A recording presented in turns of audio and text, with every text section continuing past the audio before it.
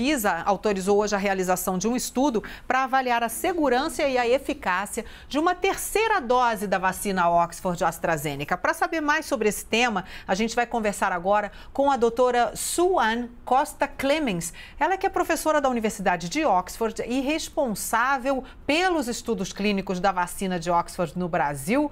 Eu dou então a minha boa tarde, doutora. Em que nível uma terceira dose de vacina seria importante no combate à Covid-19? Boa tarde, Carla. Obrigada pela oportunidade. A importância desse estudo é gerar evidências, dados científicos para que os governantes possam tomar decisões em estratégia de vacinação baseados em evidências.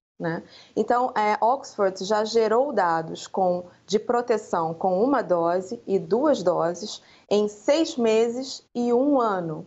E também gerou dados com uma terceira dose oferecida 6 meses após a segunda dose. Então, essas evidências nós já temos.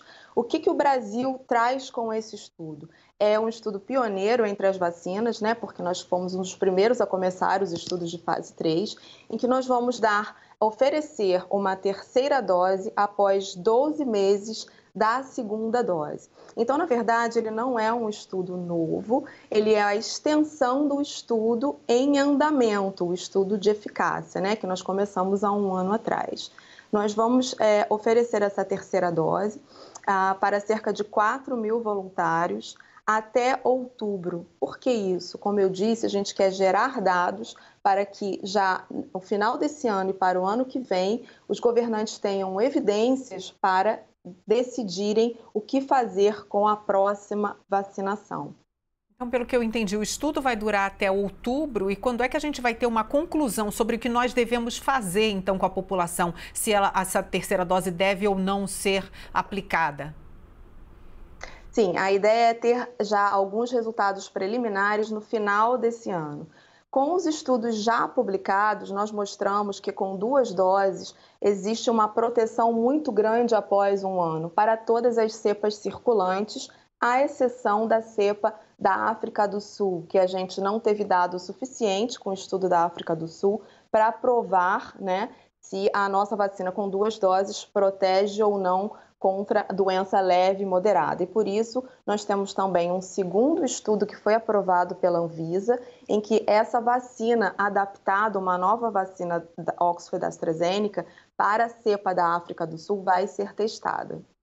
Agora, doutora, a gente tem uma possibilidade, o mundo científico hoje se debruça sobre a possibilidade de nós termos que nos revacinar todos os anos, como a gente faz, por exemplo, com a influenza. Há estudos também para que sejam usadas doses intercambiantes, ou seja, a pessoa que se vacinou com a Pfizer vai se vacinar depois com a Oxford ou diferentemente, com outras marcas de vacina, para que a gente não tenha que ficar sempre preso a essa necessidade de usar sempre a mesma dose. Isso também está sendo estudado? Está sendo estudado, é uma pergunta muito importante. Quando você me pergunta, a gente vai precisar se vacinar todo ano? Depende. Depende da vacina. Você sabe que as vacinas têm eficácias diferentes e têm duração de proteção diferentes. E por isso que é muito importante que cada vacina mostre esses estudos, em relação a 6 meses de proteção, a 12 meses de proteção. Nós vimos recentemente várias publicações em que as vacinas inativadas, os títulos estão caindo mais rapidamente, diferente das vacinas de vetores virais e também de RNA mensageiro. Então, esses dados são muito importantes. E em relação ao que a gente chama de intercambiabilidade, dar uma plataforma diferente da outra, sim, nós estamos com 2 estudos para ser aprovados pela Anvisa também, em que nós vamos oferecer a primeira dose de uma plataforma e a segunda dose de uma plataforma diferente. E também 2 doses de uma plataforma e a terceira dose de uma outra plataforma. Então, sim, esses dados são muito importantes, Por quê? Porque existe uma falta de produção ainda, né? E a gente precisa vacinar não só os países desenvolvidos, mas em desenvolvimento. Você vê que a África ainda está por ser vacinada. Então, é muito importante que as vacinas cheguem à África e, não sendo suficiente de uma só plataforma, que a gente possa aplicar as vacinas com intercambiabilidade. Nós vimos muitas fake news, a gente até abriu aqui hoje o Visão CNN falando de uma fake news que andou circulando sobre a falta de anticorpos, né? Depois que uma pessoa fez um teste de anticorpos IgG e disse que não tinha anticorpos tomando determinada vacina. Então, muita gente ficou assustada. Será que a vacina que eu estou tomando está adiantando para me imunizar? Surgiram muitas perguntas sobre se seria conveniente procurar nos postos uma terceira dose. Eu queria que a senhora falasse claramente sobre isso, sobre o que está sendo, né, testado em relação a isso, mas que ainda não temos o resultado, para que as pessoas não achem que já há necessidade de uma terceira dose agora. A verdade é que não há uma necessidade de uma terceira dose até o momento, né? Há companhias que já mostraram, tipo a AstraZeneca, Pfizer, e realmente a proteção dura até 1 ano. Há outras companhias, produtores, que estão mostrando a persistência, ou seja, a duração de anticorpos até 6 meses. Então, quem tomou vacina no início desse ano, mesmo que a proteção seja por 6 meses, a pessoa ainda está protegida até o final do ano. E é por isso que nós e o Ministério nós estamos correndo para mostrarmos a necessidade ou não e para que vacina. Então, se houver a necessidade de uma terceira dose, primeira coisa, não vai ser para todas as vacinas, porque algumas já aprovaram, né? Então, isso é muito importante que seja dito. Não adianta correr para o posto por uma terceira dose, porque às vezes não há necessidade. A gente tem que identificar qual a vacina e depois com qual vai ser o reforço, como você bem colocou, Carla. Será melhor dar o reforço com uma outra plataforma, né? Ou com a mesma plataforma? Uma outra plataforma, como estudos já publicados, às vezes aumentam os títulos muito mais do que com a plataforma homóloga. Então, essas respostas nós estamos trazendo agora. Existe uma categoria que se preocupa muito com a produção de anticorpos com as vacinas que nós temos hoje disponíveis, que é a categoria dos imunossuprimidos ou de pessoas mais idosas que podem ter já um sistema imunológico sem a mesma eficiência que tem de uma pessoa mais jovem. Essas pessoas devem se preocupar, por exemplo, em se proteger mais enquanto aguardam os resultados desses testes? Eu acabei não respondendo a sua pergunta em relação aos testes que estamos fazendo, né?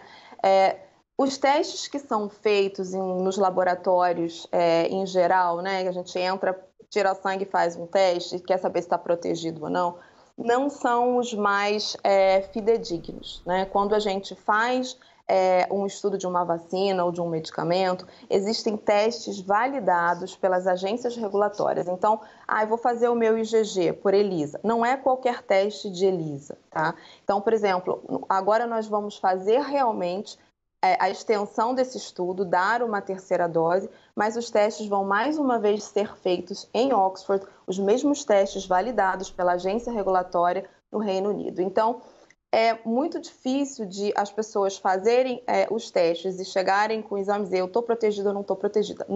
Não é bem assim, né? Às vezes você está protegido, existem testes que você vê no sangue, existem testes que a gente chama de imunidade celular. Você não vê bem no sangue como as pessoas vão ao laboratório e fazem. Então, é uma resposta de imunidade muito mais complexa, né? E existem vacinas que têm imunidade celular e outras que não têm. Não, eu me referia a categorias, por exemplo, como pessoas idosas e imunossuprimidos, que podem ter essa preocupação, independentemente de fazerem esse teste. Não seria, assim, uma preocupação para eles, por exemplo, manter o uso de máscaras em todas as situações, tentar se manter em distanciamento, em isolamento, enquanto não se sabe ainda se é necessária essa terceira dose? Isso sempre. Eu acho que até as pessoas que são rígidas, né, que são saudáveis. Por quê? Porque a gente está aqui à mercê do surgimento de novas variantes. Hoje nós sabemos que algumas vacinas, já com 2 doses, mostram realmente uma abrangência muito maior, pegam todas as variantes circulantes, mas a todo momento uma variante nova pode surgir e a gente não sabe do escape dessas vacinas.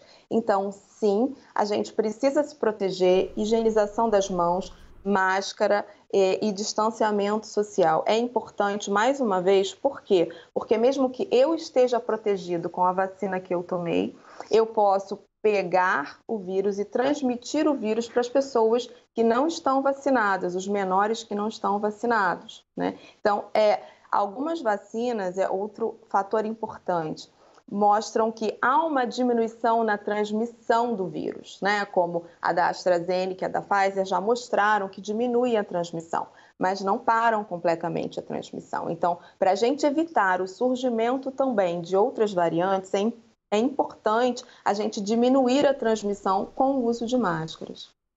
Sim, muito importante. O Kenzo Matida tem uma pergunta. Olá, doutora, muito boa tarde, obrigado pela participação aqui no Visão. Eu gostaria de um esclarecimento. Como é que está o andamento dessa aprovação, daquele estudo de uma dose de reforço ali da Coronavac? Esse estudo, essa pesquisa que deve ser financiada, inclusive, pelo Ministério da Saúde ali, para que as pessoas que já se imunizaram com a Coronavac tomem uma terceira dose. Como é que está o andamento disso? Isso já foi aprovado na Anvisa? Falta alguma documentação? Falta alguma coisa para que seja dado um andamento nesse estudo também, doutora? Nós estamos com 2 estudos submetidos, né, que aplica uma dose de reforço em relação também à vacina inativada, mas também incluindo todas as vacinas do PNI. Eles foram submetidos à CONEP e a gente está esperando a aprovação. A Anvisa a gente só notifica, né?